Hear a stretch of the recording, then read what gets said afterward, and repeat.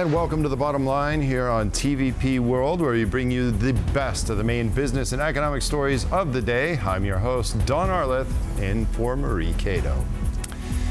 Poland has an appetite for clean, reliable energy to power the future. Therefore, it has looked to nuclear as means to accomplish this goal. The project for Poland's first nuclear power plant to be built on the Baltic coast is well underway, but the prospect of building a second plant in central Poland just hit a slight roadblock of sorts.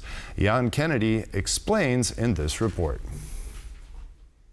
The construction of Poland's first nuclear power plant on the Baltic Sea coast is still at an early stage, but the Polish government is already planning a second facility somewhere in central Poland and is on the lookout for a partner.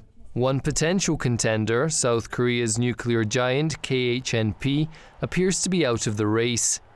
After the new Polish government took office, the country decided to abandon projects involving state-owned enterprises, and therefore we withdrew our operations there.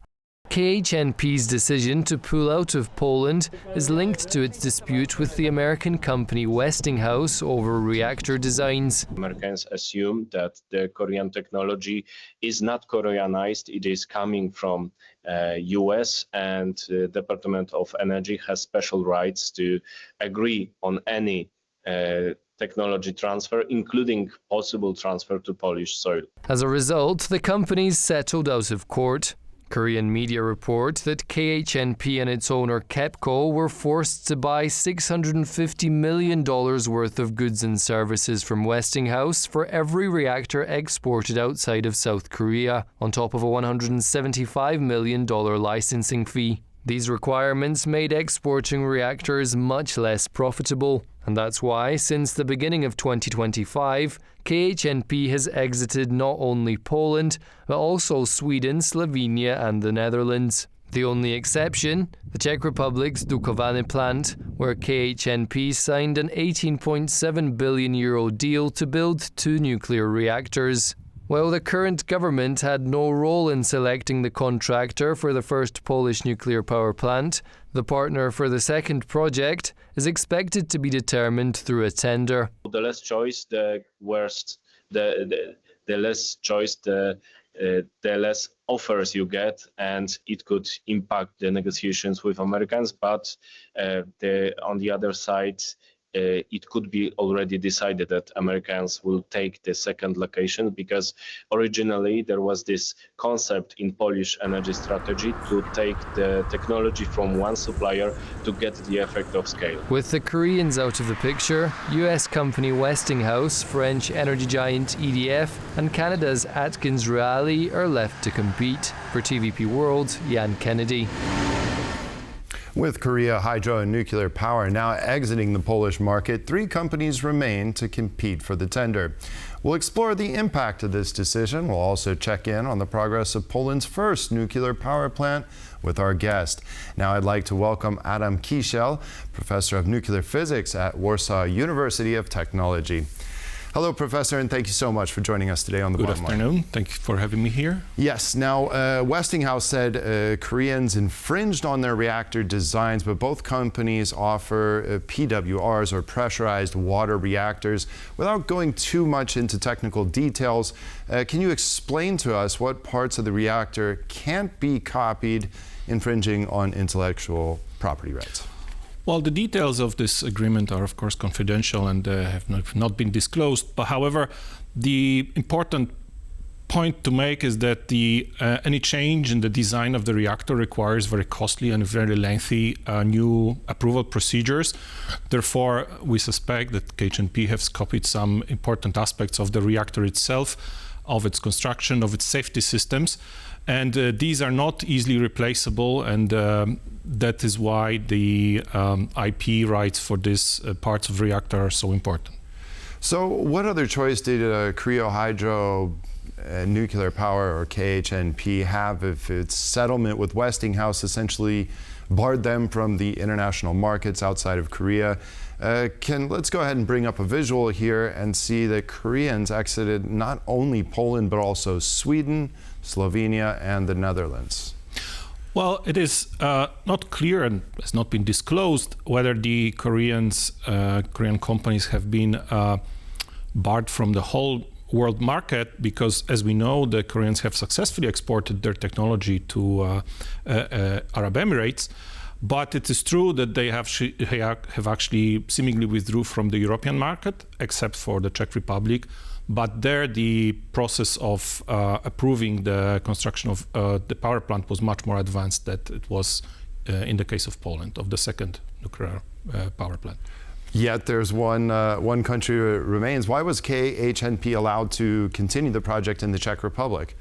Just to remind our viewers, this is worth 16 billion euro to build additional units in the Dukovany plant in southern Czech Republic, operated by the state-owned company Czech.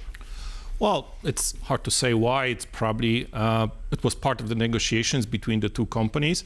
But as I said, I think the key factor here was that the process for selecting the technology was actually concluded already in the Czech Republic. Therefore, it would be very difficult to rewind this process and start it anew. And it would also potentially include or cause some more difficulties also for Westinghouse, because it could be seen as an anti-competitive measure if they forced KHNP to withdraw and then submit their own proposals in the potential next tender. Mm-hmm.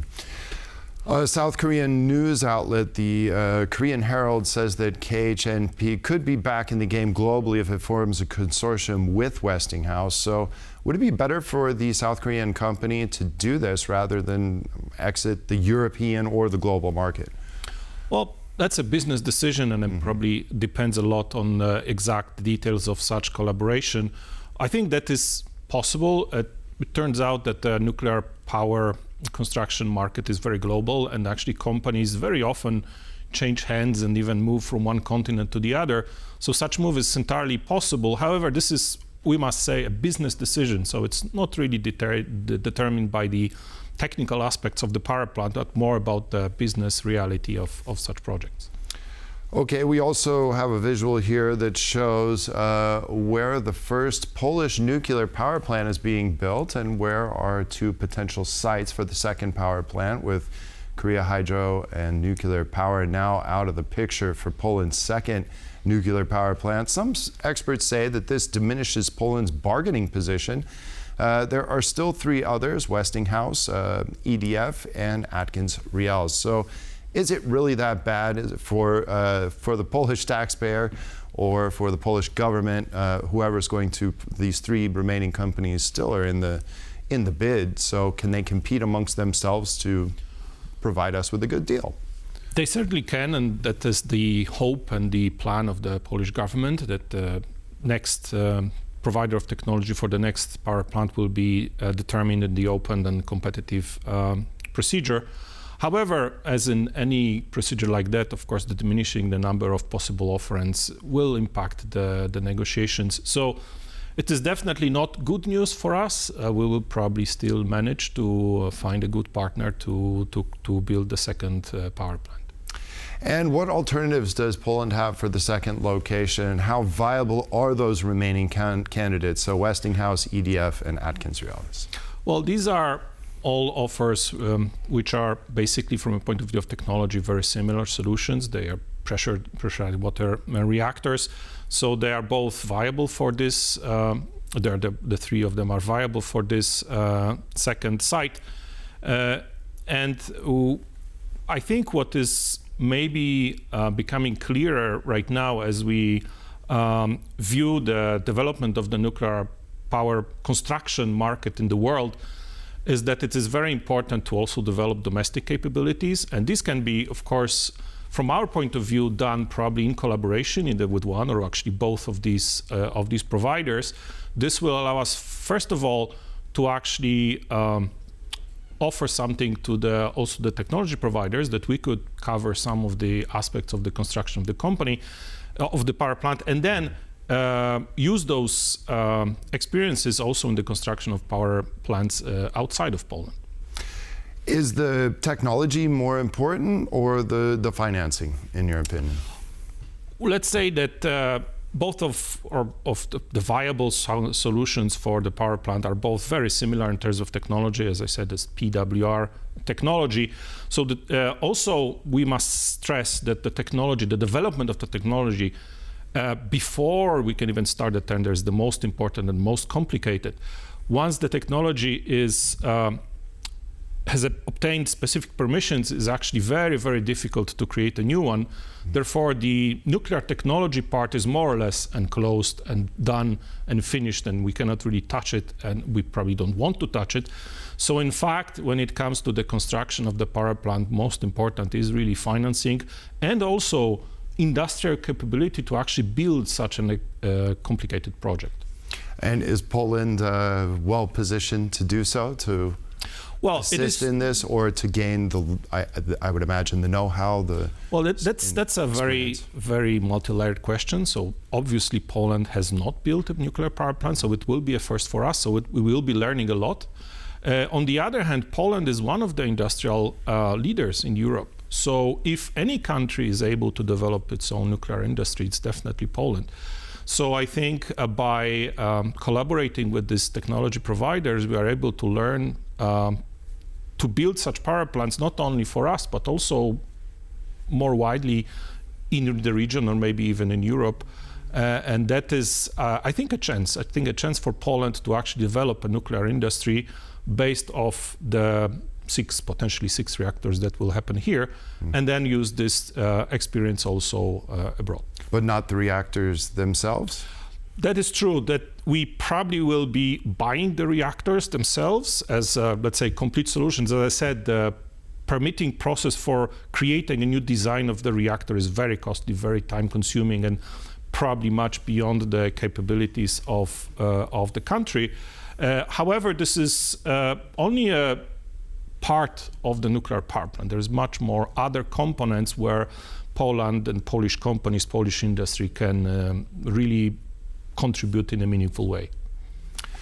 Now let's to progress on Poland's first nuclear power plant. The company responsible for it is Polskie Elektrownie Jądrowe, or PEJ. Says it's soon going to finish tender process for some of the key equipment. And we have an acronym here. It's LLIS, long lead items, stuff that takes long to manufacture. What exactly are they, and why are they prioritized in the procurement process? Well, it's basically in the name there. It takes a lot of time to, first of all, design these components and then manufacture them. If we want them to be ready to be installed when they are necessary, we actually have to make the tender process much, much earlier. And these would be typically the parts of the reactor island, the nuclear island, and then some very complicated machinery, like, for example, parts of the turbine island of the power plant that have to be planned to be produced much more in advance. And of course, no producer will start producing any of those items until it has a contract signed. So therefore, of course, the tendering process must be finished and the choice has to be made much earlier. Is the current timeline for the signing of the engineering and procurement contract in 2025, 2026, and starting construction in 2028 still realistic in your view? Yes. Well, currently, as far as we know, the main thing that we are waiting on is the agreement of the European Union for the specific financing scheme for the power plant. And once this agreement is given, it should be relatively straightforward to sign the procurement contract, and that should leave us enough time to really start construction in 2028. Now, what are the main risks that could delay the construction or the commissioning of the plant? Well, one is the fact that we are still waiting for the agreement from the European Union. So this, unfortunately, as you know from the other experience of for example, our Czech colleagues, might take time. And then the other point, the other risk that the PEJ is trying actively to mitigate is to make sure that the design is really final and really completed before the construction starts, so that there is no need for redesign or rearranging of the construction once it starts. The other point is, of course, that we must understand that the nuclear power plant is a very significant infrastructure project. Therefore, we just need to have an industrial capability to do this. But this is also being actively pursued right now, and many Polish companies we hear in the news are very actively obtaining necessary certification to participate in the construction of the power plant. And for our viewers, we're just showing pictures there, the latest pictures from the actual construction site. Now, what is the significance of the first nuclear concrete pour, and when is that expected to happen? Well, that is what is usually called the beginning of construction, so 2028. The significance is not necessarily the concrete itself, but it just simply signifies that the design part is done.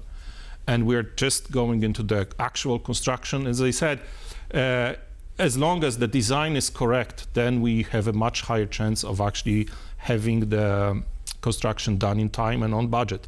So really, starting the construction is one of the most easy ways to see whether we really finished one of the important parts of the project, and we just simply proceed to the next to meet the other challenges. And we touched on this just a minute ago, but what is the status of the European Commission's review of Poland's public aid notification for the nuclear project? Well, we haven't heard any news from that, so we know that it has been already submitted, as far as I remember, September last year. We know that for the Czech Republic, I think it took at least a year or even more. So the expectation is that by the end of this year, this permission should be granted. It's also very much something that we should remember, that nuclear power is always, to a large extent, a political issue. And when we must remember that, in fact, the recent political changes in Europe have, let's say, improved the environment for nuclear power. So we might expect that maybe this time this agreement will not be so long to wait for. Oh, good. So maybe it can go through quicker. Many people have questioned the affordability. It is quite expensive, and we're looking at getting the first one online by 2036. But before we've even completed that first concrete pour, we're already contemplating a second plant. Do you think Poland can afford this second plant? Is now the time? Yes, to do it? It's a very, very good question, question that many people are actually considering, and the answer to that is manifold. So one thing is that the most expensive unit of electricity we could have is the one that is not produced when it's needed. That means that any kind of electricity that is produced, and in addition it is produced in a controlled way and is produced in a predictable way, is actually cheap in that regard. And actually, if we want to be really honest about comparing the costs of nuclear power plant, we have to say not the cost, but actually compare it to other possible means of getting the electricity. And we must say that although for example, the renewable energy sources are very cost effective, they do not have very important aspects of power generation, such as reliability and on-demand creation of power. So if we actually start including all those costs into the overall budget, it turns out that nuclear power is probably the most cost-effective way to provide not all of the power for the country, but the baseload power that we have to have, because otherwise we risk simply the stopping of the whole power system, which would be much, much more costly than any kind of price that we pay for building new power plants. Okay. Well, I think that wraps up our conversation here. I think we've run out of time. Adam Kisiel, professor of nuclear physics at the Warsaw University of Technology, thank you so much for enlightening us, because it's a very important topic that Poles are very interested in, and others. Thank you, sir. Thank you very much for having me. And that concludes this edition of The Bottom Line for today. I was your host, Don Arleth. We bring you the best of regional business Monday through Friday at 5:10 CET on TVP World. In the meantime, for the latest regional business, follow us on X and on tvpworld.com. That's it for me for now. Thank you for joining us, and we'll see you next time. Goodbye.